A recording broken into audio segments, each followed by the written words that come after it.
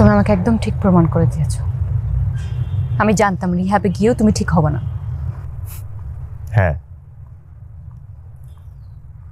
তোমার থেকে ভালো আমাকে আর কে জানবে সোনু? তুমি খুব ভালো করে জানতা যে আমি কোনোদিন ড্রাগ থেকে বেরিয়ে আসতে পারবো না।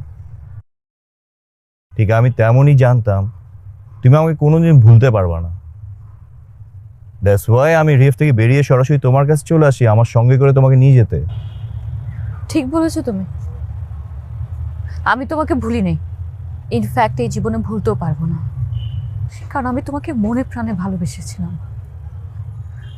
আমার ভালোবাসাটা সত্যিকারের ছিল। তুমি কি আমাকে ভালোবেসেছিলে? মূল্য দিয়েছিলে আমাকে?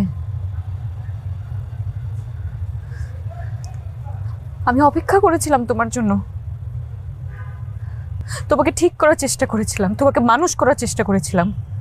1.5 বছর আমি তোমার অপেক্ষা করেছিলাম, কিন্তু তুমি কি ঠিক হয়েছো? কি করলে তুমি আমার সাথে?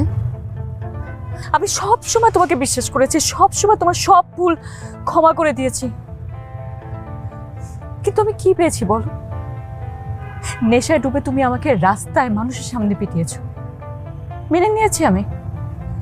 নেশায় ডুবে তোমার এডিক্টেড বন্ধুদের সামনে আমাকে অপমান করেছো, সেটাও মেনে নিয়েছি। আমার বাবাকে অপমান করেছো, সেটাও আমি মেনে নিয়েছি, সব মেনে নিয়েছি। কিন্তু তোমাকে যেই অবস্থায় অন্য একটা মেয়ের সাথে আমি পেয়েছিলাম, সেটা দেখার পর আমি কিভাবে মেনে নেব? কিভাবে তোমার নেশায় আমি ডুবে থাকবো? তুমি ঠিক বলেছ, আমি তোমাকে কখনোই ভুলতে পারবো না, আজীবন মনে রাখবো একজন প্রতারক হিসাবে। বাহ, তুমি তো দেখি বিয়ের পর অনেক ভালো কথা বলতে শিখে গেছো। কথা বলা শিখি নাই, সত্যিকারের ভালোবাসা কি সেটা শিখেছি, চিনতে পেরেছি। ওয়েল ওয়েল ওয়েল, আমি যখন রিহেবে ছিলাম এর মধ্যে তোমার বিয়ে হয়ে যায়। নাইস। এর মধ্যে তুমি ভালোবাসা কি সেটা জেনে গেছো। It's very nice. Actually I don't care, আমি এগুলো কোনো কিছু বদার করি না। আমি তোমার কাছে ফিরে আসি না, এখন তুমি আমার কাছে ফিরে আসো, দ্যাটস ইট। তোমার কাছে হয়তো বিয়েটা কোনো কিছু না, কিন্তু আমার কাছে এটা অনেক কিছু। ইনফ্যাক্ট এই মুহূর্তে আমার সব কিছু।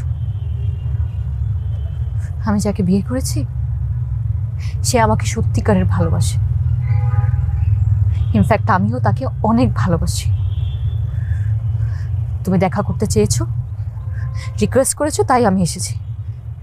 কিন্তু এখন আমার রিকোয়েস্ট, আমাকে সংসারটা করতে দাও, আমাকে আর ডিস্টার্ব করবে না। তুমি খুব ভালো করেই জানো আমার নিজের রিকোয়েস্ট ছাড়া আমি আর কারোর রিকোয়েস্ট রাখি না।